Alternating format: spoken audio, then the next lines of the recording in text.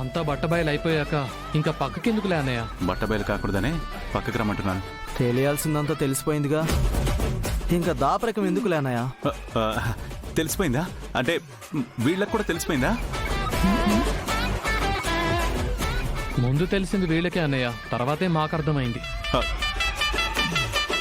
అయినా అలా ఎలా చేశారా? చిచి, మీరు అలా చేస్తారని నేను కల్లో కూడా ఊహించలేదు. తాగిన మత్తులో జరిగిపోయిందంట కదా. ఎంత తాగితే మాత్రం బుద్ధున్నకర్లా అలా ఎలా చేస్తారా? ఆ మాట మేం కదా అడగాలి.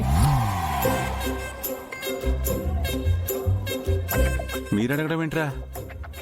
నేను కదా మిమ్మల్ని అడుగుతున్నాను. సార్, ఇక్కడ అంతా ఏదో నాన్ సింక్ లో వెళ్తున్నట్టు అనిపిస్తుందండి. చెయ్యాల్సిందంతా చేసి సింక్ లేకుండా మాట్లాడతావంటానయ్యా. నేను సింక్ లేకుండా మాట్లాడటం ఏంట్రా? ఆ చార్లత మెళ్ళో తాళి కట్టింది నువ్వే కదా అన్నయ్య. కొడితే మొహం ఆవకాయ పచ్చడైపోద్ది. నేను చార్లత మెళ్ళలో తాళి కట్టడం ఏంటి? హలో బావగారు, చార్లెత మెడలో తాళి కట్టింది మీరే అని మాకు తెలుసు. అవును, కావాలంటే ఫ్లాష్ కట్టేసుకోండి.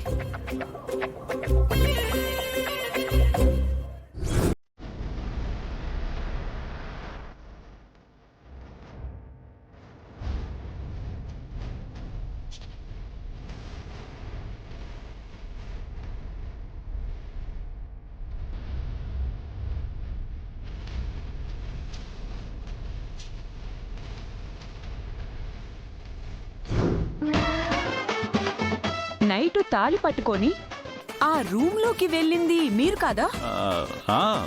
తాళి పట్టుకొని రూమ్ దాకా వెళ్ళాను నేనే. అయితే మీరే ఆ తాళి కట్టారు.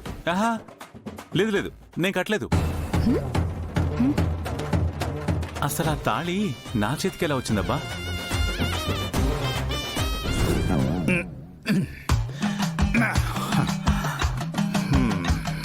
మాంగళ్యం తంతునా నేన మమ.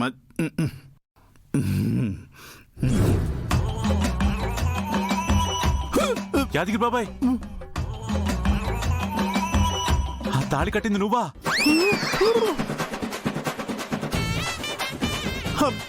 నేనా?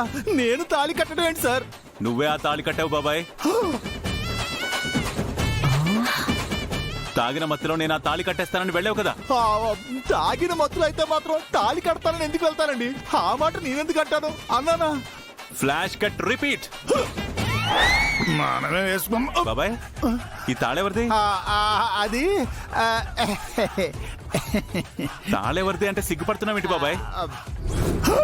అయ్యో బాబోయ్, గుర్తుకొచ్చిందా? ఆ మాట నేనన్నాను. నేనెందుకు కట్టాను సార్? నాకేం తెలుసు నీ మనసులో ఏముందో. ఎంత పనిచేసావు బాబాయ్.